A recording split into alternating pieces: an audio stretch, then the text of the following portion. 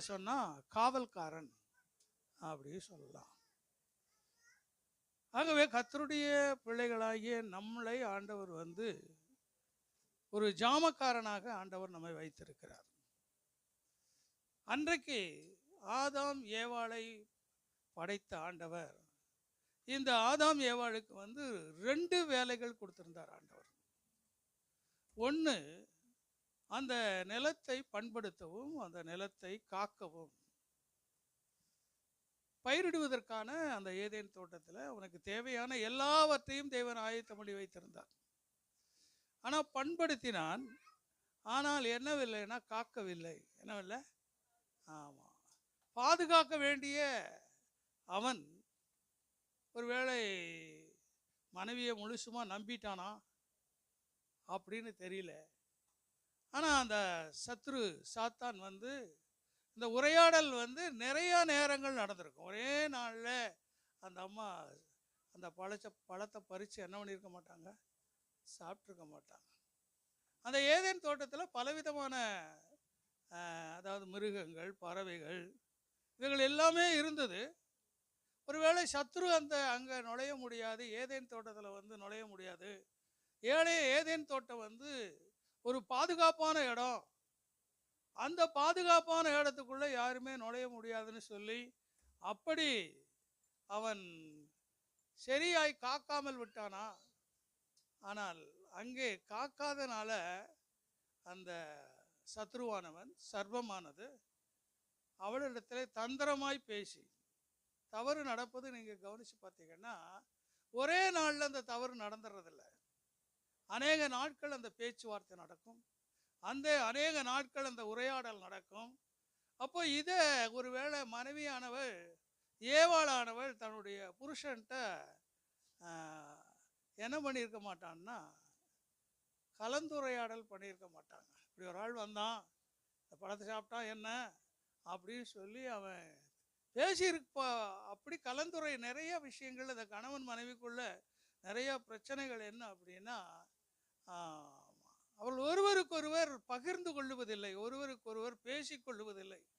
அது இந்த காலத்தில் ரொம்ப மனைவி ஒரு பக்கம் செல்ஃபோனை பிடிச்சிட்டு உட்காந்துருக்குறாங்க, இன்னொரு பக்கம் கணவன் ஒரு செல்ஃபோனை பிடிச்சிட்டு உட்காந்துருக்குறாங்க. ஒருத்தருக்கு ஒருத்தர் நலம் விசாரிக்கிறதில்ல, ஒருத்தருக்கு ஒருத்தர் சாப்பிட்டியான்னு கேட்கறதில்ல. ஆமாம், ஏன்னா வந்தோடனே என்ன பண்ணிடுறாங்க, ஒரு மூலையில் உட்காந்து. ஆமாம், இப்போ அதே வேதத்திலே சொல்லப்பட்டிருக்குது, அவர்கள் இருவரும் நிர்வாணிகள் என்று அறிந்தும் அவர்கள் வெட்கப்படாதிருந்தார்கள் என்று சொல்லி ஆதியாகமத்திலே சொல்லுகிறது. அப்போ கணவன் மனைவிக்குள்ளே எல்லாமே வெளிப்படத்தன்மை இருக்கணும். என்ன இருக்கணும்? எந்த விதமான சில ஆட்கள் ரகசியமாக அந்த பணத்தை சேமித்து அதை கொண்டு போய் சிலுவாடு சேர்த்து அதை சிட்பண்டில் போட்டு அப்புறம் மொத்தமாக அவன் அள்ளிட்டு போனதுக்கு பிறகு தான் சொல்லுவாங்க, ஐயோ என் பணமெல்லாம் போச்சே. அப்படி நிறையா சிட்பண்டுக்காரன் நிறையா ஏதோ சேமிக்கிறோம், கணவனுக்கு தெரியாமல் சேமிக்கிறோம் அப்படின்னு சொல்லி. அதே மாதிரி கணவன்மாரும் தன்னுடைய மனைவிக்கு தெரியாத அவங்க சில ஃபைனான்ஸில் போய் சேர்ந்து சில ஃபண்ட்ஸில் சேர்ந்து அவங்க என்ன பண்ணிடுறாங்கன்னா போய் மாட்டிக்கிறாங்க. இப்போ இருவருக்குள்ளும் என்ன வேணும்னா குடும்பத்தை குறித்ததான ஒரு கலந்துரையாடல் வேணும். பிள்ளைகளை வளர்ப்பது எப்படி, பொருளாதாரத்தை சமாளிப்பது எப்படி, இந்த காரியங்களை அவர்கள் என்ன பண்ண வேணும், உட்கார்ந்து பேச வேண்டும். ஆனால் ஏவாள் என்ன பண்ணிட்டேன்னா தவற விட்டுட்டா. ஏவாள் தவற விட்டுட்டா. அந்த ஐயாவும் முழுசுமா பாருங்க, அந்த ஆபிரகாம் அந்த ஆதாம் திரும்பி ஒரு கல்யாணம் பண்ணான்னு வேதத்தில் இல்லை. 930 வருஷம் வாழ்ந்தா கூட அப்போ அந்த அளவுக்கு அவன் எப்படி இருந்தான்னா மனைவியை முழுசுமா நம்பி இருந்தான். ஏன்னா நீங்கள் பலுகி பெருகி பூமியை நிரப்புங்கள் அப்படின்னா நிறைய பேர் இப்போ வலைதளங்களில் கூட கேட்குற கேள்வி என்னன்னா, காயினும் செத்து போயிட்டான், அந்த ஆபேல் செத்து போயிட்டான், காயின் செத்து போயிட்டான். ஆமாம், அங்கிருந்து வேற குழந்தை உண்டாவதற்கு எங்கே அந்த பிள்ளைகளுக்கு எங்கே குழந்தை உண்டாச்சு, எப்படி கல்யாணம் பண்ணான் அப்படின்னு சொல்லி நிறைய பேர் கேட்குற கேள்வி. காயினுக்கு எங்கிருந்து கீழ் தேசத்தில் போய் மனைவி வந்துச்சு, அது எப்படி வந்துச்சு அப்படின்னு சொல்லுகிற நிறைய கேள்விகள். அதை வாலிபர் கூடுகையில் முதல் கேள்வி இதாக தான் இருக்கும், காயினுக்கு எங்கிருந்து மனைவி வந்துச்சு. அதாவது மோசையினுடைய காலத்தில் மட்டும்தான் பிரமாணங்கள் கொடுக்கப்பட்டது. அதுக்கு முன்ன வரைக்கும் என்ன கிடையாதுன்னா பிரமாணங்கள் கிடையாது. அக்கா அண்ணன் தங்கச்சி கல்யாணம் பண்ணலாம், தங்கச்சி அண்ணனை இந்த வழிமுறையெல்லாம் எப்போ வந்துச்சுன்னா நியாயப்பிரமாணத்துக்கு பிறகுதான் அந்த சட்டத்திட்டங்கள் மோசையின் மூலமாக கொடுக்கப்பட்டது. ஏனென்று சொன்னால் அவர்கள் பலுகி பெருக்குவதற்காக அவர்கள் இஸ்லாமியர்கள் கூட நீங்கள் கவனித்து பார்த்தீங்கன்னா ஆபிரகாம் வீட்டில் கூட என்னென்னா சித்தப்பன் பொண்ணை தான் கல்யாணம் பண்ணாங்க. யார்? அவங்க அப்படி தான் அந்த முறையில். நம்ம என்னென்னா அத்தை பொண்ணு மாமா பொண்ணு அப்படி கல்யாணம் பண்ணுவோம். ஏன்னா சித்தப்பா முறை. ஆமாம், அவங்க தாய் முறை அந்த முறையில் வச்சு அவங்க சித்தப்பா பொண்ணை திருமணம் பண்ணுவாங்க. அப்போது இந்த ஏவாளை ஆதாம் காக்காதபடினால, இல்லை ஒருவருக்கொருவர் கலந்துரையாடல் இல்லாதனால அங்கே முழு உலகமும் பாவத்துக்கு உள்ளாக்கப்பட்டது. பாவம் மாத்திரமல்ல, சாபத்துக்கும் உள்ளாக்கப்பட்டது. இந்த ஜாமக்காரன் அப்படிங்கிற தலைப்பில் இன்றைக்கு நாம் பேச இருக்கிறோம். இந்த ஜாமக்காரன் அப்படின்னு சொன்னாலும் இரவிலே கண் விழிப்பவனாய் இருக்கிறான். இரவில் என்னது? கண் விழிப்பவனாய் இருப்பான். ஆமாம், கர்த்தருடைய பிள்ளைகளாகிய நாம் அவன் நம்முடைய குடும்பத்தை காப்பதற்கு, நம்முடைய ஆவிக்குரிய வாழ்வை நிரந்தரமாய் காத்து கொள்வதற்கு சில இடர்பாடுகள் வரும், சில தொல்லைகள் வரும். இதையெல்லாம் நாம் தவிர்க்கணும்னா கண்டிப்பாக வாரத்தில் ஒரு நாளாவது இரவு ஜெபம் பண்ணணும். என்ன ஜெபம் பண்ணணும்? இரவு. வேதம் சொல்லுகிறது இரவில் தான் சத்ருவானவன் என்ன பண்ணுவான்? களைகளை விதைப்பான். இரவில் சத்ருவானவன் நம்ம விதையத்தான் விதைச்சிருக்கிறோம். இந்த விதையை விதைக்கும் பொழுது அந்த விதைக்கிற ஊமையில தூதர்கள் வந்து கேட்குறாங்க, நம்ம விதை தானே விதைத்தோம், இப்போ என்ன வந்திருக்குதுன்னா களைகள் நிறையா வந்திருக்குது. அப்போ அந்த களைகள் வேதம் சொல்லும் பொழுது அதாவது சத்ருவானவன் இந்த களைகளை என்ன பண்ணிட்டான்? விதைச்சிட்டான். அந்த நெல்லாக இருக்கட்டும், கடலையாக இருக்கட்டும், இந்த பயிர் வைக்கிற நேரத்தில் 3 தடவையாவது களை எடுப்பாங்க. 3 தடவை இல்லைன்னா இந்த நெல்லுக்கு இந்த பயிர் வகைக்கு போகிற தண்ணீராக இருக்கட்டும், உரமாக இருக்கட்டும், அதனுடைய எல்லா விதமான ஆகாரமாக இருக்கட்டும், இது எல்லாமே எது சாப்பிட்றோம்னா களைகள் சாப்பிட்டு விட்ரும். களைகள் சாப்பிட்ரும். அப்போ நமக்கு ஆண்டவருடைய பிள்ளைகளை நம்மளை என்னவோ வச்சிருக்காருன்னா, இந்த உலகம் பாவம் நிறைந்த உலகம், சாபம் நிறைந்த உலகம், இந்த கர்த்தருடைய பிள்ளைகளைத்தான் சேதப்படுத்துவதற்கு சத்ருவானவன் உலகத்தானை பற்றி அவனுக்கு கவலையே கிடையாது. ஏன்னா அவன் எல்லாரும் யார் பக்கம்தான் இருக்கிறாங்க? ஆண்டவர் பக்கம்தான் இருக்கிறாங்க. சாரி, சாத்தான் பக்கம்தான் இருக்கிறான். அவன் கொலை செய்கிறதுக்கும், கொள்ளையடிக்கிறதுக்கும், விபச்சாரம் பண்ணுவதற்கும், வேசித்தனம் பண்ணுவதற்கும் அவன் எப்போவுமே அதுக்கு அதை பற்றி அவன் கவலையே பட மாட்டான். அதுக்காக ஏஜென்ட்டுகளை வச்சு அவன் அந்த காரியத்தை செய்துக்கிட்டே இருப்பான். ஆனால் அவனுடைய குறியெல்லாம் என்னன்னா ஆண்டவருடைய பிள்ளைகள் தான். ஆண்டவராய் இயேசுவே இந்த உலகத்துக்கு வந்த பொழுது அவன் என்ன பண்ணான்னா, முதல்ல உணவு மூலமாய் சோதித்தான், அப்புறம் வல்லமையின் மூலமாய் சோதித்தான். ஆமாம், அப்புறம் என்னன்னா, எனக்கு ஒரு வணக்கம் போடு, எனக்கு ஒரு வணக்கம் போடு, எனக்கு ஒரு ஆராதனை நடத்து, அது போதும், இந்த சொத்து பூரா நான் எழுதி கொடுத்துட்றேன்.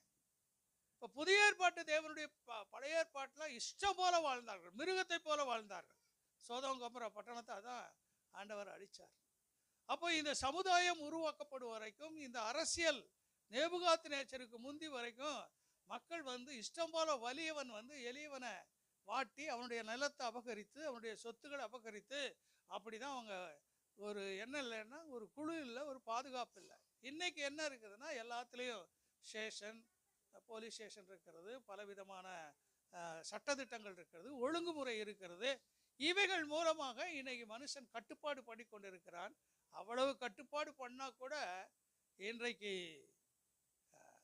தவறு நடந்து கொண்டே இருக்கிறது. அப்போ கர்த்தருடைய பிள்ளைகள் இரவிலே ஜெபிக்கிற பிள்ளைகள், அந்த வாட்ச்மேன் அப்படின்னா நீங்கள் ஒருத்தர் நினச்சிக்கணும், நானும் ஒரு வாட்ச்மேன் தான். சொல்லுங்கள், நானும் ஒரு வாட்ச்மேன் தான். இப்போ நாங்கள் இரவு ஜெபம்னா எனக்கு ரொம்ப பிடிச்சமான ஜெபம். ஏன்னா அதன் மூலமாய் பெற்ற நன்மைகள் ஏராளம். இந்த சினிமா தியேட்டருக்காகலாம் நிறைய நாங்கள் இரவு ஜெபத்தில் ஜெபம் பண்ணியிருக்கோம். என்னது, வட சென்னையில் தான் இந்த ரிலீஸ் ஆகிற படம், இப்போ கிடையாது, அன்னைக்கு வட சென்னை மகாராணி தான் ரொம்ப, தமிழ்நாடு, தங்கம், பாலகிருஷ்ணா, இந்த எல்லா தேட்டரும் இப்போ காணாமல் பண்ணது என்னென்னா அந்த இரவு ஜெபத்தில் தான் காணாமல் போனது. இப்போ நம்ம ஜெபிக்க ஜெபிக்க தேசத்தில் ஒரு பெரிய மாற்றம். இந்த ஆவிகளை கட்டி கட்டி நம்ம ஜெபம் பண்ணியிருக்கோம். உபச்சாரத்தின் ஆவி, வேசித்தனத்தின் ஆவி, குறி சொல்லுகிற ஆவி, மந்திரவாதத்தின் ஆவி, இதெல்லாம் பார்த்தீங்கன்னா இன்னைக்கு எங்கேயுமே ஒரு பேய் பிடிச்சி ஆடுறதோ, ஒரு குறி சொல்லுகிற குறி ஆவிகளோ இல்லை. அதுக்கு காரணம் என்னன்னா என்னது? இரவு ஜெபம். ஆகவே நீங்கள் வாரத்தில் ஒரு நாளாவது நம்ம முதல்ல கேலண்டர் போட்டு ஒரு குடும்பமாக எழுதி, ஆமாம், இப்போ ரீசெண்டாக நம்ம ஜெபம் பண்ணோம். முதல்ல தனித்தனி ஆளாக மாதத்தில் ஒரு நாள் ஜெபிக்கணும் நம்ம ஜெபம் ஏற்பாடு பண்ணியிருந்தோம். அப்புறம் வாரத்துக்கு ஒரு நாள் அப்படின்னு சொல்லி ஏற்பாடு பண்ணியிருந்தோம். இப்போ என்ன பண்ணுறோம்னா கடைசி வெள்ளி, என்ன வெள்ளி? கடைசி வெள்ளி, அடுத்த வாரம் வெள்ளிக்கிழமையில் இதே இடத்துல வச்சு 10 மணிக்கு ஆரம்பித்து 1 மணிக்கு ஜெபிக்கிறோம். நம்ம ஜெபிக்கிற ஜெபத்திற்கு தேவன் என்ன பண்ணுகிறார்னா பதில் தருகிறதான தேவனாக இருக்கிறார். அப்போ ஆண்டவருடைய பிள்ளைகள் என்ன பண்ணோம்னா ஜெபிக்கிற பிள்ளைகளாக இருக்கு. 1 சாமுவேலின் புஸ்தகம் 7ஆம் அதிகாரம் 8வது வசனம்.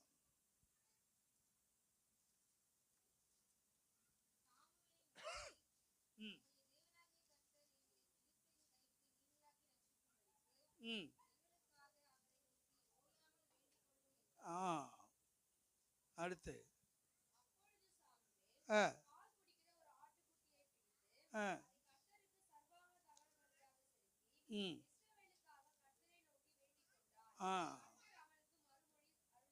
போதும். இங்க பாருங்க, இரவு ஜெபம். முதலாவது இரவு ஜெபம் பண்ணது யாருன்னா யாக்கோபு. அவனுக்கு பிரச்சனை வந்த பொழுது முழுவதும் அந்த யாப்போக்கு என்று சொல்கிற ஆற்றை கடந்து ஒற்றைக்கு ஜெபம் பண்ணான். என்னது? ஒற்றைக்கு ஜெபம் பண்ணான். அப்போ என்னை ஆசீர்வதித்தாலே உன்னை விட மாட்டேன் அப்படின்னு சொல்லி ஜெபம் பண்ணான். அப்போ 2 பேர்த்துக்கும் தூதன் ஓசியா அதை எழுதும்போது எழுதுறாரு, அவன் தூதனோடு கூட போராடி மேற்கொண்டான். அதனால தான் நமக்கு இரவின் நமக்கு 91ஆம் சங்கீதம் சொல்லுகிறது, இரவின் பயங்கரத்துக்கும் பகலில் உண்டாக்கும். உலகம் முழுவதும் தூங்கி கொண்டிருக்கிறதான அந்த வேளையில் நாம் இரவில் நாம் என்ன பண்ணுறோம்னா ஜெபிக்கிற ஒரு தேவனுடைய பிள்ளைகளாக இருக்கும் பொழுது தேவன் அதை என்ன பண்ணுகிறார்னா, இப்போ 2வது யார் ஜெபம் பண்ணான்னா சாமுவேல் ஜெபம் பண்ணார். முழுவதும் அந்த பெலிஸ்தியர் இஸ்ரேலியரை தாக்காதபடிக்கு அந்த ராவில இருந்து அவன் என்ன பண்ணினான்னா ஓயாமல் வேண்டிக் கொண்டான். என்ன பண்ணான்? ஓயாமல் வேண்டிக் கொண்ட பொழுது ஜெபம் பண்ணிட்டு ஒரு கல் எடுத்து வச்சார். அந்த கல்லுக்கு பேர் எபனேசர். இம்மட்டும் ஆண்டவன் இனிமேல் என்ன பண்ணக்கூடாது? வரக்கூடாது அப்படின்னு இரவில் ஜெபம் பண்ணான். இரவிலே ஜெபித்த நம்ம பிள்ளைகள் நிறைய பேர் ஆசீர்வாதங்களை பெற்றுக்கொண்டிருக்கிறார்கள். நான் ஏற்கனவே இந்த சாட்சியை சொல்லியிருக்கிறேன். நம்ம திண்டுக்கல் பகுதியில் ஒரு சகோதரி, அவங்க சித்தா டாக்டர், ஒரு கிரவுண்டு அவங்க தன்னுடைய ஒர்க் பண்ணுகிற ஆட்களுக்கு அவங்க சேல்ஸ் பண்ணிட்டாங்க. ஆனால் அந்த நிலத்துக்கு போகிறதுக்கு வழி கிடையாது.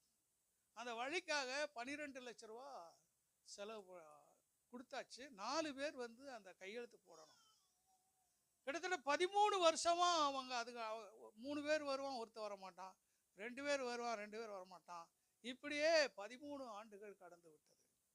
அப்போது என்னிட்ட சொன்னாங்க, நான் கடந்த முறை அந்த திண்டுக்கல் ஊழியங்களுக்கு போன பொழுது நான் சொன்னேன், வெள்ளிக்கிழமை 12 மணிலேருந்து 1 மணி வரைக்கும், அது எவ்வளவு? 1 மணி வரைக்கும் நீங்கள் கண்டிப்பாக ஜெபிக்கணும். நானும் அந்த நாளில் ஜெபிப்பேன். அந்த லோக்கல் பாஸ்டர் ஜெபம் பண்ணுவார். 13 ஆண்டுகள் நடக்காத அந்த காரியத்தை ஆண்டவர் கடந்த நாளில் அவங்க வந்து 4 பேரும் கையெழுத்து போடவும் அந்த காரியம் ஜெயமாய் முடியவும் ஆண்டவர் உதவி செய்தார். அந்த இரவு ஜெபத்துக்கு அவ்வளவு முக்கியம் இருக்கிறது. சங்கீதம் 136, சங்கீதம் 136.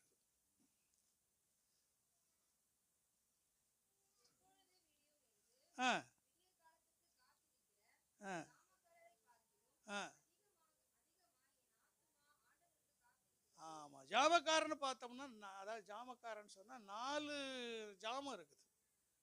நைட்டு சாயங்காலம் 6 மணிலேருந்து 9 மணி வரைக்கும் ஒரு ஜாமம், 9 மணிலேருந்து 12 மணி வரைக்கும் ஒரு ஜாமம், 12 மணிலேருந்து 3 மணி வரைக்கும் ஜாமம், 3 மணிலேருந்து 4ஆம் ஜாமம்.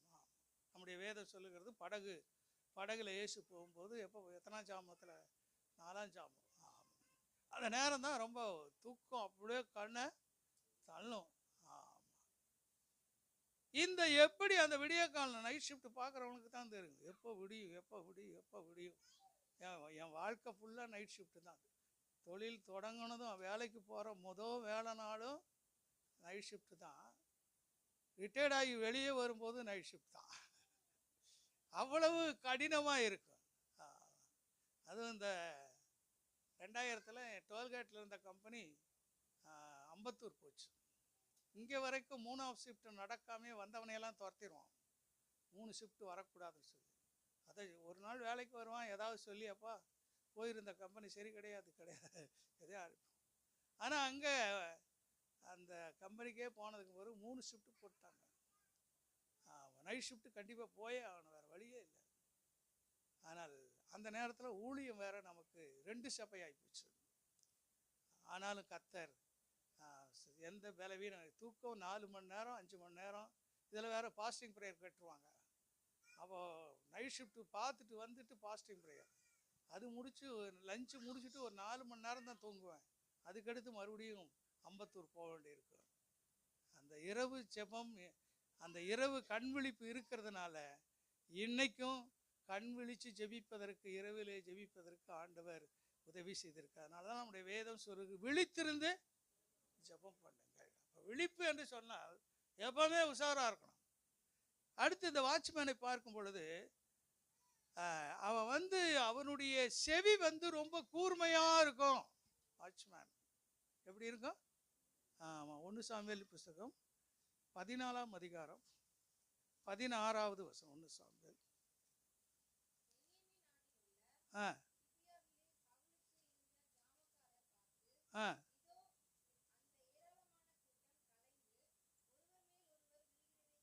ஆமாம், அங்கே பார்த்தீங்கன்னா பெலிஸ்தியருக்கும் இஸ்ரேலியருக்கும் யுத்தம் நடக்குது. இந்த யுத்தம் நடக்கும் பொழுது இந்த ஜோனத்தானும் அவனுடைய ஆயுததாரி மாத்திரம் இந்த செங்குத்தான மலை, அந்த செங்குத்தான மலையில் அவர்கள் பாளையம் இறங்கி இருக்கிறாங்க. இவங்க 2 பேரும் சேர்ந்து அந்த யுத்தத்தில் ஜெயம் பெற முடியுமா அப்படின்னு சொல்லி அவங்க என்ன பண்ணுறாங்கன்னா, நான் அதில் போகணும்னு சொல்கிறேன் அப்படின்னு சொல்லி இந்த யோனத்தான் சொல்கிறான். அவனுடைய ஆயுததாரி என்ன சொல்கிறான்னா, உன் மனசு என்ன நினைக்குதோ, உன் மனசு என்ன நினைக்குதோ அதை செய் அப்படின்னு சொல்லி அந்த ஆயுததாரி சொல்கிறான். உடனே ஆண்டவர் என்ன பண்ணுறாருன்னா, ஒருத்தருக்கு ஒருத்தர் வெட்டுண்டு ஒருத்தருக்கு ஒருத்தர் என்ன பண்ணுறாங்க? ஆமாம், வெட்டி அங்கே பெரிய அழிவு நடந்து கொண்டிருக்குது. இதை சவுலுக்கு அறிவிக்கிறார்கள். அது யாருன்னா அந்த ஜாமக்காரன் தான் அறிவிக்கிறான். ஒரு சலசலப்பு வந்தால் கூட இந்த நைட்டில் ஜெபம் பண்ணுற ஆளுக்கு ஒரு குடும்பத்தில் ஒரு பிரச்சனை வருது, வேலை ஸ்தலத்தில் ஒரு பிரச்சனை வருது, அப்பேற்பட்ட ஒரு சூழ்நிலை வரும் பொழுது நீங்கள் இரவிலே ஜெபிக்கிற தேவனுடைய பிள்ளைகளாக இருந்தால் அந்த சலசலப்பு உங்களுக்கு முன்னக்கூட்டியே அறிவிக்கப்படும். அதுக்கு பிறகுதான் சவுல் யுத்தத்துக்கு ஆயத்தம் பண்ணி ஒரு பெரிய வெற்றியை சந்திக்கிறான். அல்லேலூயா. அப்போஸ்தலர் நடபடிகள் 12ஆம் அதிகாரம் 13வது வசனம்.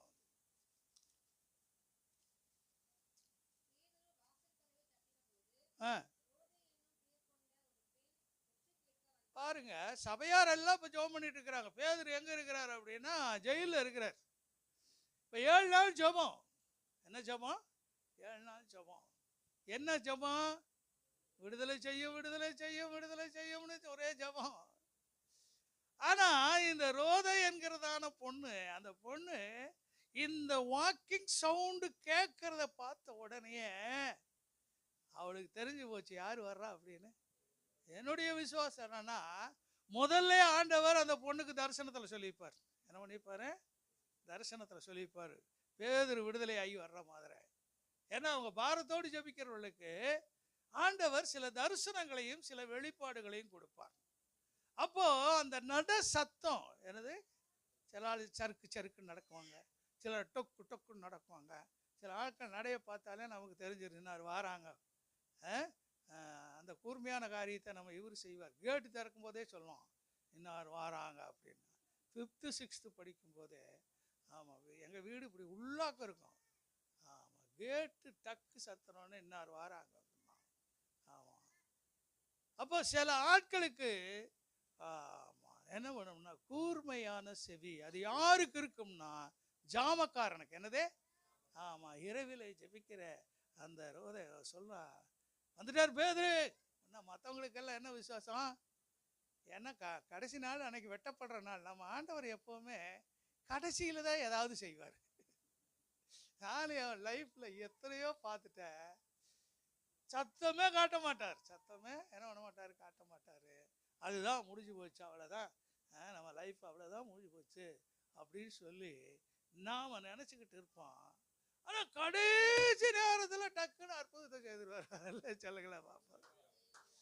நான் பாலிடெக்னிக்கில் சேருவதற்காக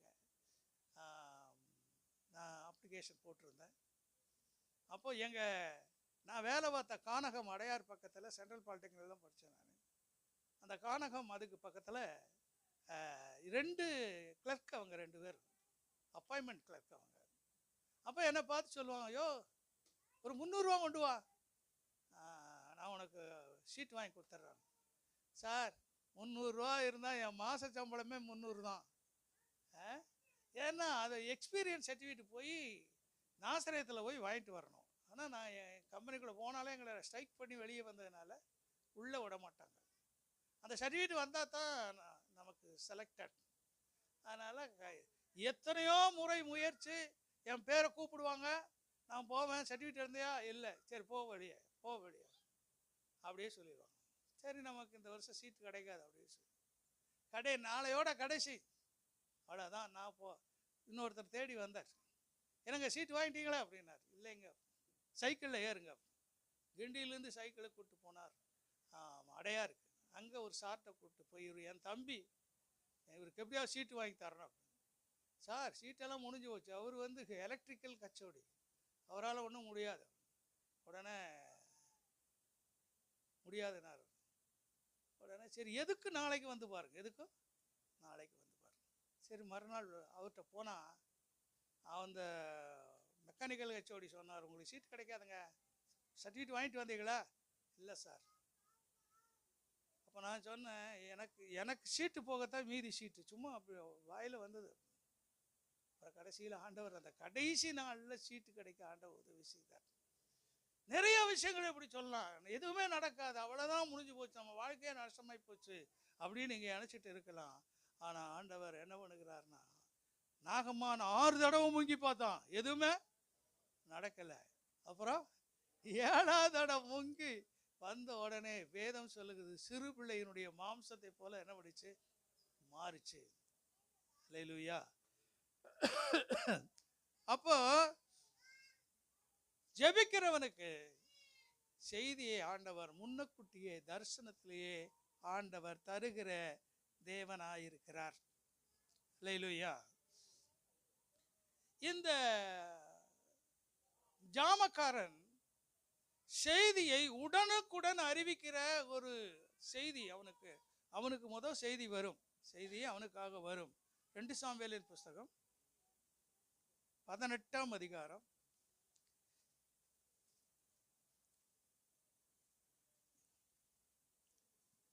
24ஆம் வசனம் பாரு. ஆமா, தாவீது 2 ஒலிமுக கவனி வாசலுக்கு நடுவாக உட்கார்ந்திருந்தான். ஜாமக்காரன் அலங்கத்தில் இருக்கிற கெவியின் மேல் நடந்து தன் கண்களை ஏறெடுத்து, இதோ ஒரு மனுஷன் தனியே ஓடி வருகிறதை கண்டான். இங்கே நாம 2 காரியத்தை உங்களுக்கு இதுக்குள்ளேயே நான் சொல்ல விரும்புகிறேன். இந்த ஜாமக்காரனுக்கு எப்பொழுதுமே உயரமான இடத்திலே அவனுக்கு இடம் வைத்திருப்பார்கள். எங்க உயரமான இடம், அதான் அந்த கூண்டு மாதிரி வச்சு மேலே பரன் மாதிரி கட்டி அவனை அங்கிருந்து அவனை என்ன பண்ணிப்பாங்கன்னா அங்கே வச்சிருப்பாங்க. ஜெபிக்கிற ஒரு மனுஷன் கண்டிப்பாய் உயரமான இடத்துக்கு, நீங்கள் செய்கிற வேலையிலையா இருக்கட்டும், உங்கள் குடும்பத்திலையா இருக்கட்டும், ஆண்டவர் உங்களை எங்கே வைப்பார் என்று சொன்னால் எங்க உயரமான இடத்துல. சொல்லுங்க, அந்த ஜாமக்காரனை எங்கே வைப்பாங்கன்னா எங்கே வைப்பாங்க? உயரமான. ஏன்னா அவன் தூரத்தில் வருகிற ஆட்களை கூட காணத்தக்கதாக அவனை எங்கே வச்சிருப்பாங்கன்னா உயரமான இடத்துல அவனை வைத்திருப்பார்கள் அந்த அவன். அதனால தான் நம்முடைய வேதம் சொல்லுகிறது, அவன் என் நாமத்தை அறிந்திருக்கிறபடினால் அவனை விடுவித்து நான். அவனுடைய ப்ரொமோஷன் டக்கு டக்கு டக்குன்னு மேலே போகும். ஜெபிக்கிற ஒரு மனுஷன், நீங்கள் ஜெபிக்கிறவங்கன்னா கண்டிப்பாக நீங்கள் உயர்த்தப்படுவீங்க. எத்தனை பேர் ஆமென் சொல்லுவீங்க? நீங்கள் ஒரு அப்ரண்டிஸாக போய் வேலை செய்வீங்க. அதுக்கு பிறகு கொஞ்ச நாளில் நீங்கள் அப்பாயின்மெண்ட் ஆகுவீங்க. ஜூனியராக இன்ஜினியராக இருப்பீங்க. இப்போ ஜூனியர் இன்ஜினியர் சீனியராக மாறுவீங்க. மேனேஜ் போஸ்ட்டுக்கு வருவீங்க. நம்ம சபையிலேயே அப்பேற்பட்ட காரியங்கள் நடந்து கொண்டு இருக்கிறது. ஏன் என்று சொன்னால் நீங்கள் நினச்சிக்கணும், ஜெபிக்கிறவங்க. இந்த சபையானது நீங்கள் எப்போவுமே பயிற்சி கூடம். என்னது? பயிற்சி கூடம். நீங்கள் ஜெபிக்க பழகுவதற்கு, கர்த்தருடைய சமூகத்தில் காத்திருக்க பழகுவதற்கு தான் நாம் இப்பேற்பட்ட ஜெபங்களை நாம் வைக்கிறோம். ஜெபம் ஏன் வைக்கிறோம் அப்படிங்க? ஜெபிக்கிறதுனாலேயே நீங்கள் எல்லாம் கிடைச்சிடாது. உங்களுடைய தனிப்பட்ட வாழ்க்கையில் என்ன இருக்கணும்னா ஜெபம் இருக்க வேண்டும். என்னது? இன்னைக்கு ஜெபிக்கணும்னு சொல்லி நீங்கள் தீர்மானம் பண்ணிட்டீங்க அப்படின்னா அப்போ தான் கொட்டாவியாக வரும்.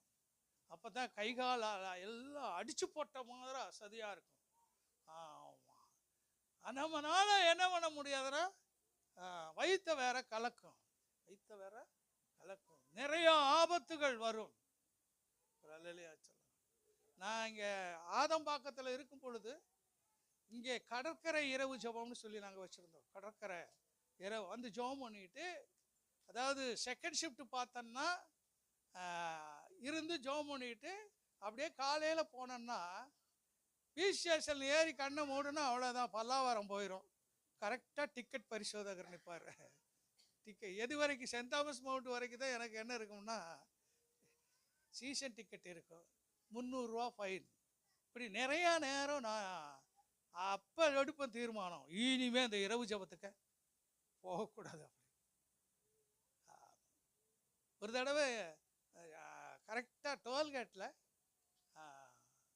போலீஸ் மாட்டிட்டான். சீசன் எடியா, சீசன் இந்த இது டிரைவிங் லைசன்ஸ் எடு அப்படின்னா எடுத்தா அதில் டேட் இல்லை, முடிஞ்சு போச்சு. ஆமாம், ஏன்னா அன்னைக்கு டேட்டு போடாமல் விட்டான். இப்போ இன்னைக்கு கரெக்டாக டேட்டு போட்டிருக்கான். அந்த முதல் தடவை அந்த டிரைவிங் லைசன்ஸு இல்லை ஒன்றா. ஐயா எங்கே போயிட்டு வர? இரவு ஜெபத்துக்கா? சரி சரி, டேட்டு முடிஞ்சு போச்சு, நீங்கள் போய் ரெனியூவல் பண்ணுங்க. இப்படி நிறையா பாதிப்புகளை நான் இரவு ஜெபத்தில் நான் சந்திச்சிருக்கேன். அதனால் நான் சோர்ந்து போனதில் திரும்பவும் இரவு ஜெபத்துக்கு 1 வருஷம் நானே அந்த எவரடி சத்திரத்தில் என்னுடைய முழு செலவும், அந்த சத்திர செலவு, ஏன்னா எனக்கு இரவு ஜெபம்னா ரொம்ப பிடிக்கும். அல்லேலூயா. அதனால் தேவனுடைய பிள்ளைகளை நாம் இரவு ஜெபம் பண்ணும் பொழுது அவ்வளவு ஆசீர்வாதங்களை நாம் ஆண்டவர் நமக்காக வைத்திருக்கிறார். இப்போ அந்த பாருங்க 24 பாருங்க. தாவீதுக்கு 2 ஒலிமுக கவனி வாசலுக்கு நடுவே உட்கார்ந்திருந்தான்.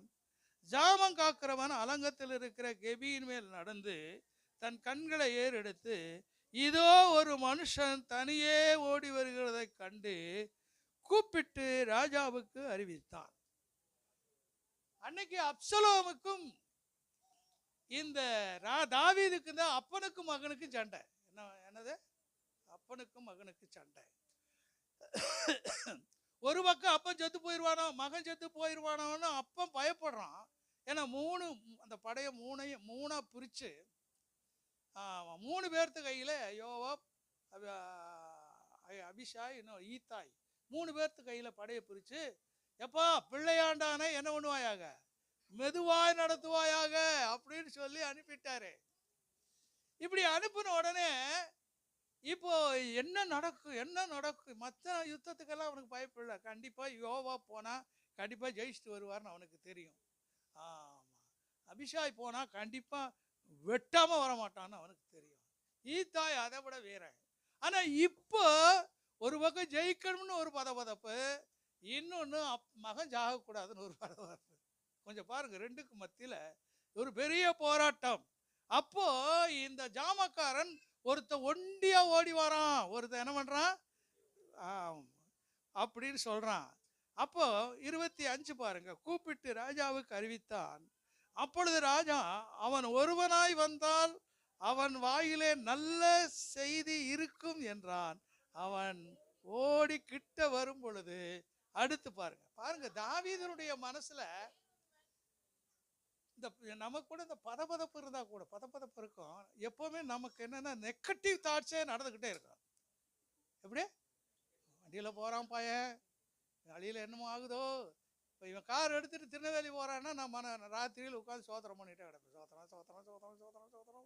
ஆமாம், என்னமோ ஆயிடக்கூடாது.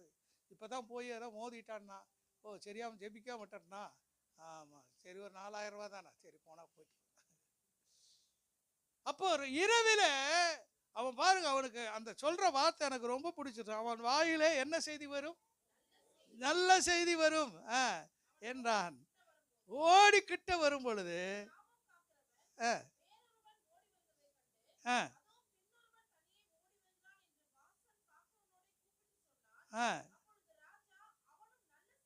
அவனும் நல்ல செய்தி கொண்டு வருவான். வாசல் காக்கிறவன்ட்ட சொல்றான். முதல்ல ஒரு செய்தி சொல்லாச்சு, ஒருத்தன் ஓடி வந்துகிட்டு இருக்கிறான்.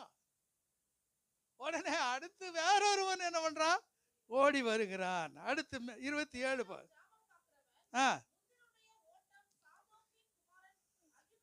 அகிமாசுடைய ஓட்டம் போல் இருக்கிறது என்று எப்படி பாருங்க. அவன் நம்ம எப்பவுமே என்ன நினைப்போம்?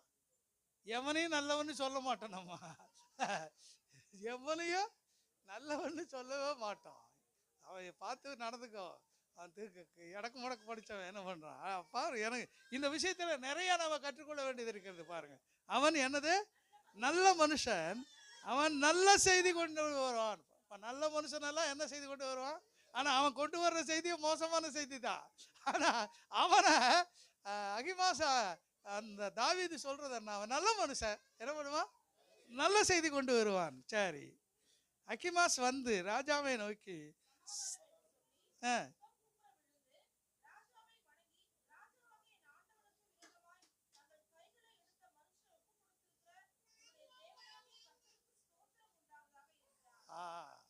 இப்போ சொல்றான், உனக்கு விரோதமா யார் எழும்பினாலும் அவன் அவ்வளவுதான், சோழி முடிஞ்சான்.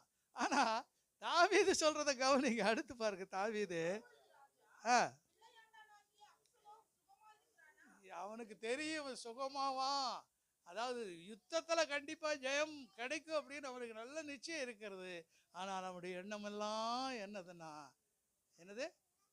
யுத்தத்துல தோத்தாலும் பரவாயில்ல, என் பிள்ளை உயிரோடு இருக்கிறான். சொல்லுங்களேன். ஆமாம் பாரு. அப்பொழுது ராஜா பிள்ளையாண்டானாகி அப்சலோம் சுகமா இருக்கிறானா என்று கேட்டதற்கு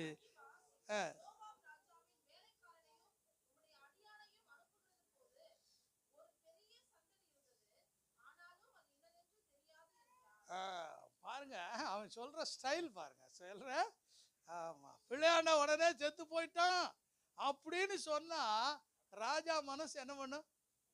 பதைக்கு. அதனால நான் பிறப்பிட்டு வரும்போது ஒரு பெரிய சந்தடி நடந்துச்சு. ஆனா என்னன்னு என்ன பண்ணல தெரியல அப்படின்னா. அடுத்து பாருங்க 30வது வசனம்.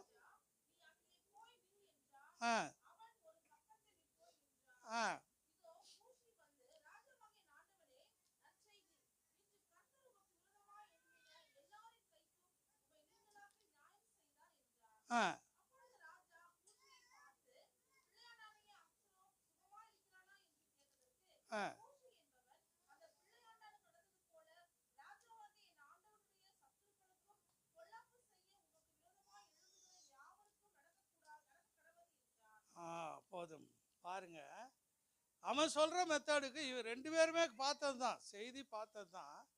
இந்த கூசியத்தான் யார் அனுப்புறாருன்னா யோவாப் அனுப்புறாரு. 21ஆம் வசனம் பாருங்க. யோவாப் கூசியை நோக்கி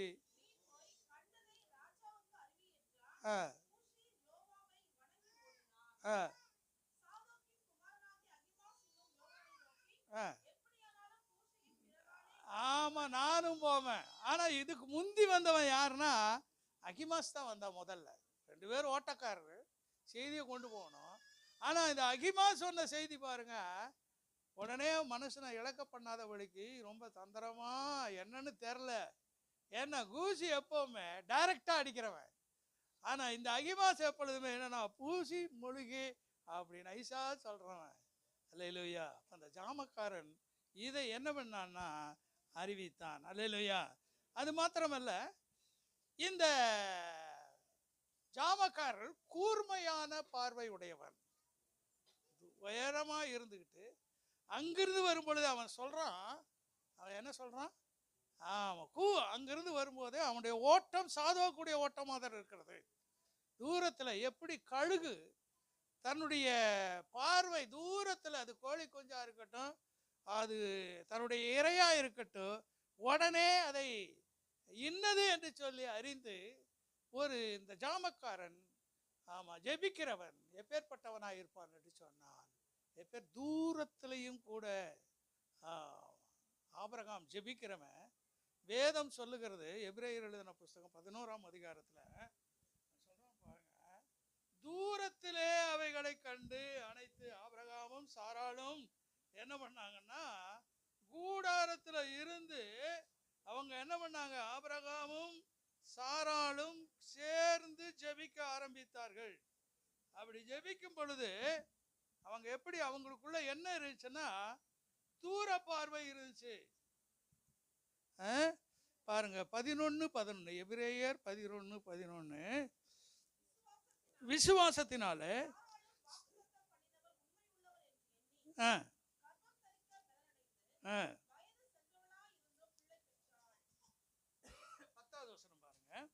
ஏனெனில் தேவன் தாமே கட்டி உண்டாக்கின அஸ்திபாரங்களுள்ள நகரத்துக்கு அவர்கள் என்ன பண்ணினார்கள்னா காத்திருந்தார்கள். அல்லேலூயா. பாருங்க 13வது வசனம் பாருங்க,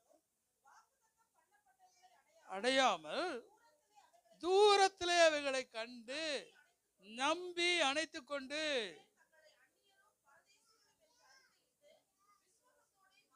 ஆமா, பாருங்க, ஆபிரகாமுக்கு கொடுத்த அந்த ஆசீர்வாதம் தான் நாம இன்றைக்கு அனுபவித்து கொண்டிருக்கிறோம்.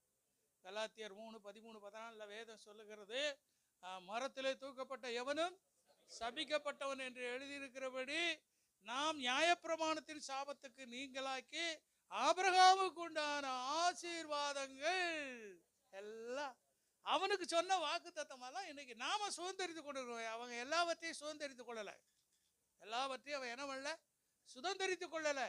ஆனா அவனுக்கு கொடுத்த வாக்கு தத்தம், நீ திரளாய் பெருகுவாய், நீ உலகத்தை சுதந்திரித்துக் கொள்ளுவாய், நீ படுத்திருக்கிற பூமியை உனக்கு சொந்தமாய் தருவேன்.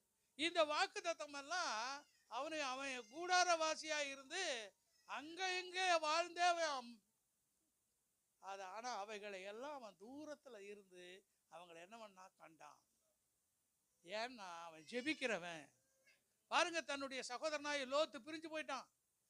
ஆனா சோதோம் கொமோரா பட்டணம் அழிக்கப்பட போகுது அப்படின்னு சொன்ன உடனே அவன் சும்மா இருக்கல, ஆண்டவர்கிட்ட ஜெபம் பண்ணான், வேண்டிக் கொண்டான். 50, 40, 30, ஆண்டவரே தண்டிச்சிடாது 10. ஏன்னா ஆண்டவருக்கு அவருடைய மனசில் இருக்கிறது தெரியும்.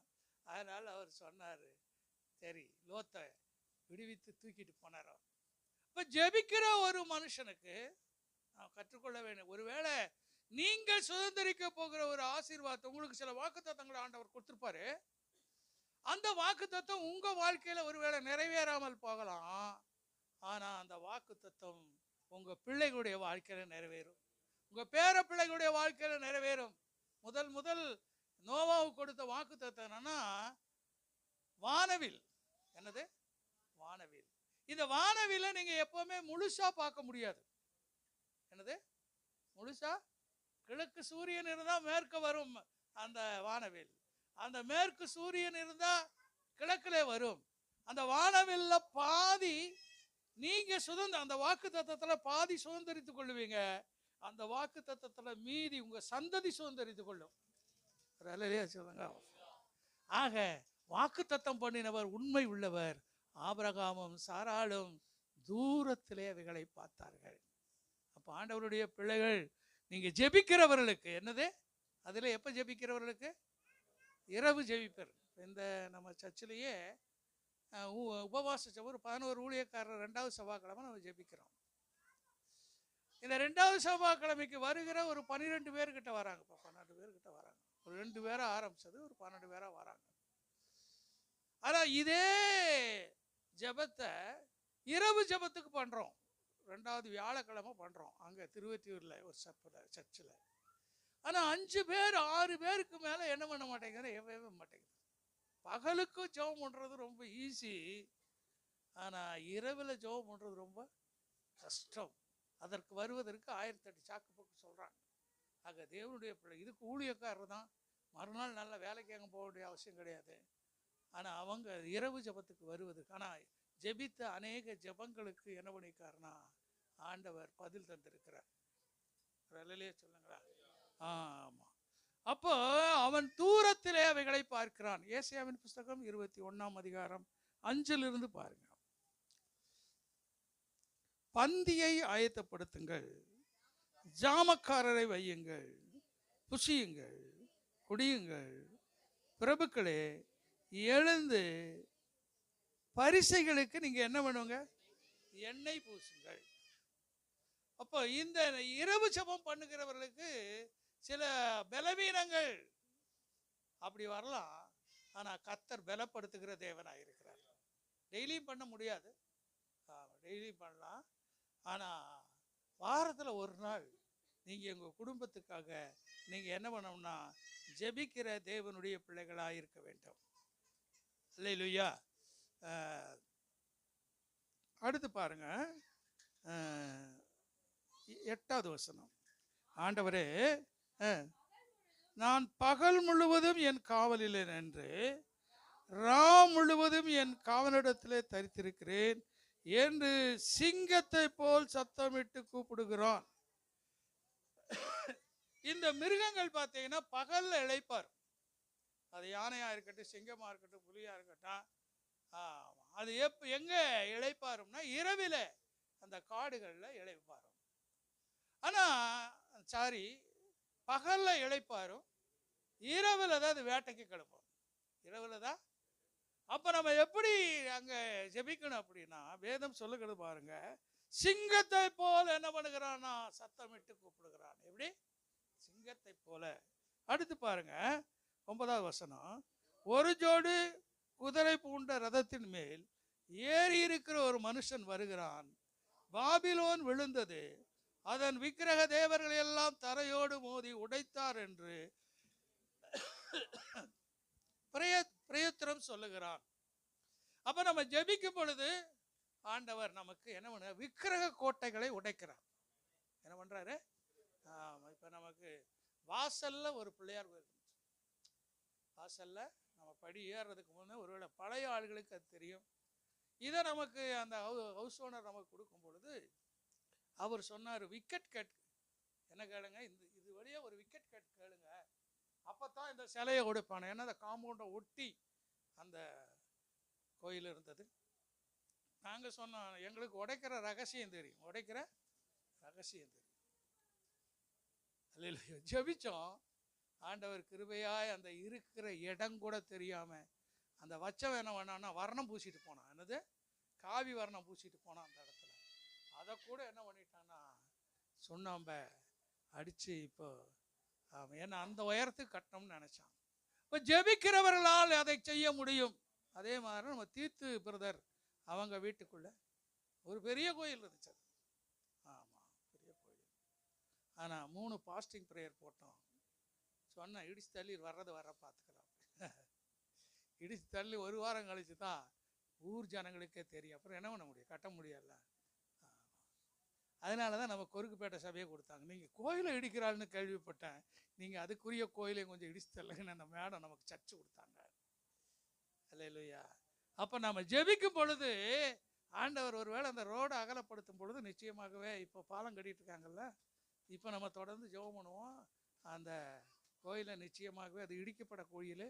ஆமாம், இந்த ஆட்சி வந்ததுனால தான் நம்முடைய ஜெபம் கேட்கப்படாமல் போச்சு. 2014க்கு பிறகு ஆமாம் அரசாங்கமே பயப்படுது கோயில் அடிக்கிறதுக்கு. என்னது? அவனுக்கு தெரியும் நிறைய கோயில்கள் ரோடு வழிய, ஆமாம் ரோடுக்கு அது இந்த டோல்கேட்டு போகிற நிறைய கோயில்கள் அப்போவுமே இடிக்க ஆர்டர் கொடுத்துட்டாங்க. ஆனால் இவங்களால இடிக்க முடியல. அது காரணம் என்ன? இருளின் ஆட்சி. என்ன ஆட்சி?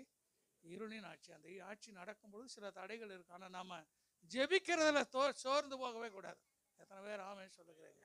ஜெபிக்கும் பொழுது ஆண்டவர் நம்முடைய விருப்பத்தை ஆண்டவர் என்ன பண்ணுகிறார்னா நிறைவேற்றுகிற தேவனாய் இருக்கிறார். 12வது வசனம் பாருங்க. அதற்கு சாமக்காரன், விடிய காலம் வருகிறது, ராக்காலமும் வருகிறது, நீங்கள் கேட்க மனதானால் திரும்பி வந்து என்ன பண்ணுங்கள்? கேளுங்கள். ஆனா இந்த ஜாமக்காரன் சொல்றது பாருங்க, இரவு நேரம் வருகிறது, பகல் நேரம் வருகிறது அப்படின்னு தான் நீங்கள் சொல்லணும். அவன் சொல்ல வேண்டிய விதம் எப்படின்னா அப்படி தான் சொல்லணும். ஆனால் அவன் சொல்கிறான் பாருங்க ஜாமக்காரன், என்னது விடிய காலம் வருகிறது, ராக்காலமும் வருகிறது, நீங்கள் கேட்க மனதானால் திரும்பி வந்து கேளுங்கள் என்று சொல்லுகிறார். அப்போ அதாவது பகல் இரவு நீங்க கவனிச்சீங்கன்னா ஆண்டவர் தான் பகல் இரவை ஆண்டவர் படைச்சார். இந்த மொத்த காலமும் இரவு. இப்போ நம்ம வாழ்ந்து கொண்டு இருக்கிற எல்லா காலமுமே என்னதுன்னா இரவு. இந்த இரவுல அதாவது இயேசு வந்தது என்னன்னா விடிய காலத்துல வந்தார். அதனாலதான் விடிவெள்ளி நட்சத்திரம். இயேசு என்னதுன்னா விடிவெள்ளி நட்சத்திரம். இப்போ ஒரு கும்மிருட்டு, அதாவது நீங்க விடிய காலத்துக்கு முந்தி ஒரு நீங்க விடிய போகும்போது ஒரு கும்மு இருட்டு வரும். ஒரு இருட்டு வந்து தான் விடியும். சூரிய உதயத்துக்கு கொஞ்சம் முந்தி என்ன வரும்? ஒரு ஒரு இருட்டு வரும். அது நீங்க இருட்டில் வேலை பார்த்தவங்களுக்கு தெரியும். நைட்டில் வேலை அது முடிஞ்ச உடனே, அந்த இருட்டு முடிஞ்ச உடனே அதுக்கடுத்து என்ன பண்ணோம்னா நீதியின் சூரியன் உதிப்பார். அல்லேலூயா. இப்போ உலகம் எங்கும் இந்த கும்மிருட்டு ஆட்சி தான் நடந்து கொண்டு இருக்கிறது. ஒரு இரவு இருந்துச்சு. இந்த இரவுல தான் ஆண்டவராக இயேசு கிறிஸ்து விடிவெள்ளி நட்சத்திரமாய் அவர் நட்சத்திரமாய் இந்த உலகத்துக்கு வந்தார். இருளிலே இருக்கிறதான ஜனங்கள் பெரிய வெளிச்சத்தை கண்டார்கள். அதுக்கு முன்ன அதாவது இப்போ மெடிசன் எல்லாம் அந்த காலத்தில் இல்லை. ஏதோ பச்சளம், அதாவது அவங்களுடைய இறப்பின் 47க்கு முன்ன சுதந்திரம் வாங்குறதுக்கு முந்தி வரைக்கும் இறப்பின் வயசு 60, 65 அவ்வளோதான். ஆனால் இப்போ மருத்துவத்தினால என்ன பண்ணியிருக்குதுன்னா இந்த இறப்பின் வயசை கூட்டி இருக்கிறாங்க. முந்தியெல்லாம் ரிட்டையர்ட் ஆனானுங்க அப்படின்னா அவ்வளோதான், 1 வருஷம் 2 வருஷத்தில் டிக்கெட் வாங்கிட்டு என்ன பண்ணிடுவாங்க, போயிடுவாங்க. ஆனால் இப்போ எல்லாருமே 92, 95, 70 செத்தா கூட இவ்வளோ சின்ன வயசில் செத்து போயிட்டாரு அவனு. அந்த மாதிரி நம்முடைய வாழ்க்கை, அதாவது வியாதியை குறைக்கல, என்ன பண்ணுது, வயசை கொஞ்சம் கூட்டியிருக்கானுங்க. ஆனால் எப்போவுமே என்ன பண்ணுறது, மருந்து போட்டியை தூக்கிட்டே அலைய வேண்டியிருக்கு. எங்கே போனாலும் என்னது மருத்துவத்தில் தான் இன்றைக்கி உலகம் வாழ்ந்து கொண்டு இருக்கிறது. நம்ம சாப்பிட்ற உணவும் என்னது ஒரு மருந்து தான். எல்லாமே மருந்து, எல்லாம் சைடு எஃபெக்ட் உள்ளது. ஆமாம். ஆனால் கர்த்தர் நம்ம கூட இருக்கிறார். அதான் பெரிய ஒரு ஆசீர்வாதம். அல்லேலூயா. இந்த ஜாமக்காரனுக்கு எப்பவுமே என்ன இருக்குதுன்னா ஷிஃப்ட் முறை இருக்கு. என்னது ஷிஃப்ட்டு? ஆமாம். நியாயாதிபதிகளுடைய புஸ்தகம் 7ஆம் அதிகாரம் 19வது வசனம். நியாயாதிபதிகள் 7:19.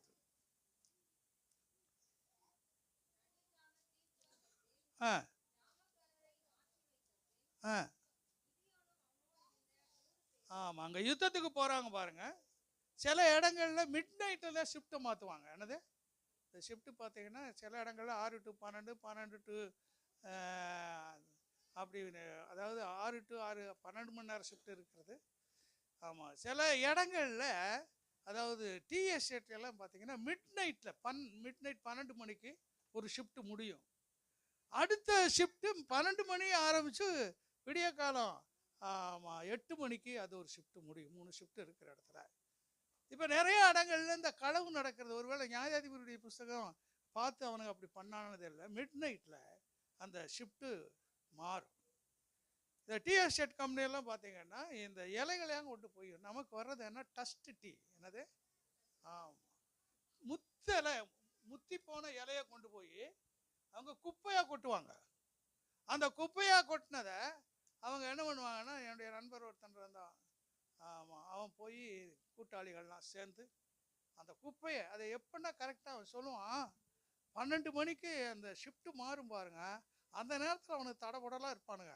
அப்போ போய் நாங்கள் ஒரு லாரி அந்த குப்பையை அள்ளிட்டு வந்து பொள்ளாச்சிக்கு கொண்டு வந்து புளியங்கொட்டையை சேர்த்து, அதுதான் நமக்கு என்னவா வருதுன்னா டீ. அதனால் நமக்கு பொட்டியில் என்ன எழுதிப்போம், டஸ்ட் டீ. ஆனால் விலை உயர்ந்த டீ எல்லாம் நமக்கு கிடைக்கிறதே இல்லை. நாங்கள் 100 கிராம் 10,000 ரூபாய்க்கு நான் வாங்கிட்டு வந்தேன் ஒரு தடவை மூணார் போனப்போ. அந்த அளவுக்கு நம்பர் 1 டீ. என்னது தெரிஞ்சுக்கலாம். அப்படி பார்த்தா கொஞ்சம் போட்டாலே போதும், ரத்த வர்ணமாக இருக்கும். இப்போ இவைகளையெல்லாம் காக்கிறதுக்கு யாருன்னா ஜாமக்காரன். இப்போ இந்த ஜாமக்காரன் நாம சரியா காக்கல. அதனால தான் வேதம் சொல்லுகிறது, ஆமா, பலவானை என்ன பண்ணணும்? முந்தி கட்டணும். பலவானை முந்தி கட்டணும். அந்த பலமான முந்தி கட்டினாலே ஒழிய இந்த தேசத்தை என்ன பண்ண முடியாதுன்னா, இப்போ நாம ஜெபிக்க ஜெபிக்க தேசத்தில் ஆசீர்வாதம் பெருகி கொண்டே இருக்கு. வேறொரு பக்கம் அவன் வேறு வழியாய் ஜனங்களை கொள்ளையடித்து கொண்டிருப்பான். இன்னைக்கு பார்த்தீங்கன்னா அநேக தற்கொலைகள், கொலைகள், விபச்சாரங்கள், வேசித்தனங்கள், இவைகள் எல்லாம் ஏன் நடக்குதுன்னா நம்முடைய கணக்குப்படி நம்ம சரியா ஜெபிக்கல. சரியா? நீங்க தினத்தந்தி பேப்பரை பார்த்தீங்கன்னா ஒரு நாளைக்கு 3 கொலையாவது கிடக்குது. 3 கொள்ளையடிக்கிற காரியமா நடக்குது. அப்பேற்பட்ட காரியங்கள் பூமியில நடக்குது. நாம் என்ன பண்ணிட்டு இருக்கிறோம்னா தூங்கி கொண்டு இருக்கிறோம். என்ன பண்ணிட்டு இருக்கிறோம்? 2 சாமுவேலின் புஸ்தகம் 20ஆம் அதிகாரம் 18 இருந்து.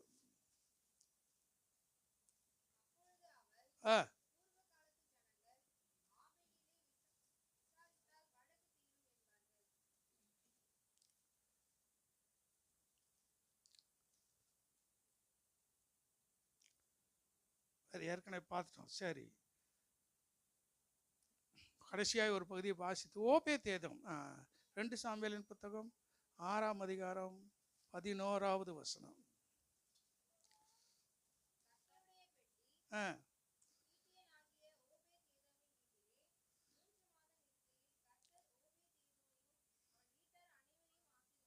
போதும். இங்க பாருங்க, இந்த உடன்படிக்கை பெட்டி எடுத்துட்டு வராங்க. எடுத்துட்டு வரும் பொழுது அதை தோல்ல தான் சுமந்து கொண்டு வரணும். உடன்படிக்கை பெட்டியை எப்படி சுமக்கணும்? தோல்ல தான் சுமக்கணும். ஆனா அவங்க என்ன பண்றாங்கன்னா வண்டி வச்சு எடுத்துட்டு வராங்க. வண்டி வச்சு எடுத்துட்டு வரும் பொழுது அப்படி லேசா சாயுது பொட்டி. சின்ன பொட்டி தான் அது. 1.5 1 அவ்வளவுதான். 1.5 முழம் நீளம், 1.5 முழம் அகலம், 1 அடி உயரம். அந்த பெட்டி என்ன பண்ணுதுன்னா சாயுது. இதை சாயும் பொழுது இந்த ஊசா அப்படிங்கிறவன் என்ன பண்றான்னா அப்படியே அப்படி தாங்கி பிடிக்கிறான். அதே இடத்துல அவன் என்ன பண்றான்னா செத்து போயிடும். இதனால செத்ததுனால இனி எப்படி இந்த பெட்டியை எங்க இடத்துக்கு கொண்டு வர்றது அப்படின்னு சொல்லி இந்த ஓபேத்ஏதோம் வீட்டில் கொண்டு போய் அந்த பெட்டியை வச்சிடறாங்க. இந்த பெட்டியை அதாவது பெட்டி நமக்கு வந்துருச்சு அப்படின்னு சொன்னா அதை காக்க வேண்டிய விதம், அதுக்கு அன்றாட பலி செலுத்தணும். என்ன பண்ணணும்? அன்றாட பலி செலுத்தணும். அந்த முறை அவனுக்கு தெரிந்திருந்தது. யாருக்குன்னா ஓபேத்ஏதோமுக்கு. அந்த முறை தெரிந்தது மாத்திரமல்ல, அதுக்கு செய்ய வேண்டிய பலிகள், அதுக்கு செய்ய வேண்டிய அன்றாட பலிகள் ஏற்கனவே மோசையினால் தீர்மானிக்கப்பட்டபடி அந்த பலிகளை அவன் செலுத்தினான். அந்த பெட்டியை அவன் என்ன பண்ணினான்னா 3 மாதம் வரைக்கும் அந்த பெட்டியை என்ன பண்ணான்னா இரவு பகல் கண் பாராம அந்த பெட்டி என்ன பண்ணான்? பாதுகாத்தான்.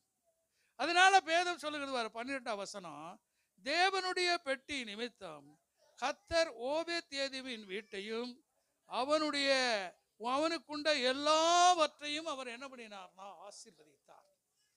இந்த பெட்டி என்று சொல்லுவது நம்முடைய இருதயம் தான். நமக்கு பெட்டி. கர்த்தர் நம்முடைய இருதயத்துல தான் வாசம் பண்றார். இந்த இருதயத்துக்குள்ள நமக்கு தீதொன்று வராதபடிக்கு, தேவனுக்கு பிரியமில்லாத காரியம் நம்முடைய இருதயத்துக்குள்ள வராதபடிக்கு நம்முடைய பெட்டியை காத்து கொள்ள வேண்டும். அப்படி நம்ம காத்து கொண்டோம்னா வேதம் சொல்லுகிறது பாருங்க, தேவனுடைய பெட்டி நிமித்தம் கர்த்தர் ஓபேத்ஏதோமின் வீட்டையும் அவனுக்கு உண்டான எல்லாவற்றையும் என்ன பண்ணினார்? ஆசீர்வதித்தார். அவனுடைய தாவீது ராஜாவுக்கு அறிவிக்கப்பட்டது. அப்பொழுது தாவீது தேவனுடைய பெட்டியை ஓபேத்ஏதோம் வீட்டிலிருந்து தாவீதின் நகரத்துக்கு அவன் என்ன பண்ணினான்? மகிழ்ச்சியோடு கொண்டு வந்தான். அப்போ அவனுக்கு கடைசியில ஆலயத்துல காவல் காக்கிற அந்த அதிகாரத்தை தாவீது அவனுக்கு நியமித்திருந்தார். பாருங்க, ஒரு பெட்டியை 3 மாசம் பாதுகாத்ததுனால, 3 மாசம் அதுக்கு எந்த தீங்கு வராதபடி பாதுகாத்ததுனால, ஏன்னா அந்த பெட்டி சாதாரணம் கிடையாது, எல்லாம் தங்கத்தினால ஆனது. என்னது? சித்தி மரத்தினால செய்து, ஆமா, தங்க தகடால் மூடப்பட்டது.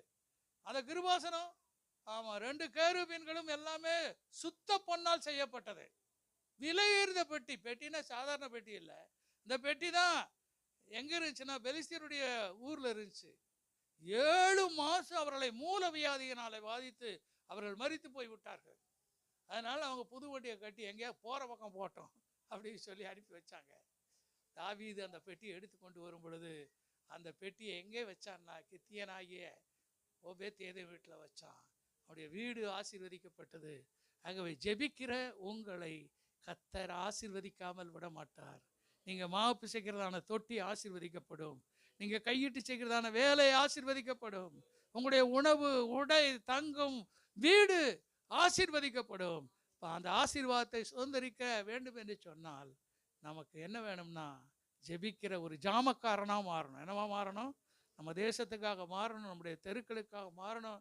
ஒரு காலத்தில் வண்ணாரப்பேட்டை அப்படின்னாலே வெட்டுக்குத்து இப்போ நடக்கத்தான் செய்யுது. ஆனால் இன்றைக்கு சபைகள் பெருகி இருக்கிறது. ஒரு எல்லைச்சல் வைப்போம். ஆமாம், சபைகள். ஆமாம், தெருவுக்கு 4 சபை. ஆமாம், வண்ணாரப்பேட்டையில் தான் சபை ரொம்ப கம்மி. இங்கே இருந்த சபையெல்லாம் மூவ் ஆகி தண்டையார்பேட்டைக்கு போயிடுச்சு. ஆமாம், ஆனால் இன்றைக்கும் நம்மளை எங்கே வச்சுருக்காருன்னா வண்ணாரப்பேட்டையில் வச்சுருக்கிறார். அல்லேலூயா. ஏதோ பாண்டியன் தோட்டத்து அந்த சந்தில் ஒரு சபை இருந்துச்சு, அதை கூட காலி பண்ண சொல்லிட்டாங்க. இந்த பக்கத்தில் சுழல்மத்தை பக்கத்தில் ஒரு சபை இருந்துச்சு, அவங்களும் தடையார்பேட்டைக்கு போயிட்டாங்க. அதனால் நமக்கு வண்ணாரப்பேட்டை ஒரு சவால். எத்தனை பேர் ஆமேன்னு சொல்லுகிறீங்க? இந்த வண்ணாரப்பேட்டை நமக்கு ஒரு சவால். நாம் ஜாமக்காரனாக இருந்து நாம் ஜெபிக்கும் பொழுது கர்த்தர் அல்ல நமக்கு இந்த தேசத்தை சுதந்திரமாக தருவார், சொத்தாக தருவார். எத்தனை பேர் விசுவாசிக்கிறீங்க? கர்த்தர் அப்படியே செய்ய போகிறதுக்காக நம்ம எல்லாரும் எழும்பி நின்று கர்த்தரை ஸ்தோத்திரம் பண்ணுவோம். கர்த்தாவே, என்னை எல்லாரும் சொல்லுங்கள், என்னை ஜாமக்காரனாக மாற்றுங்கப்பா. சொல்லுங்கள், என்னை ஒரு ஜாமக்காரனாக மாற்று, என்னை ஒரு ஜாமக்காரனாக மாற்றுங்க ஆண்டவரே.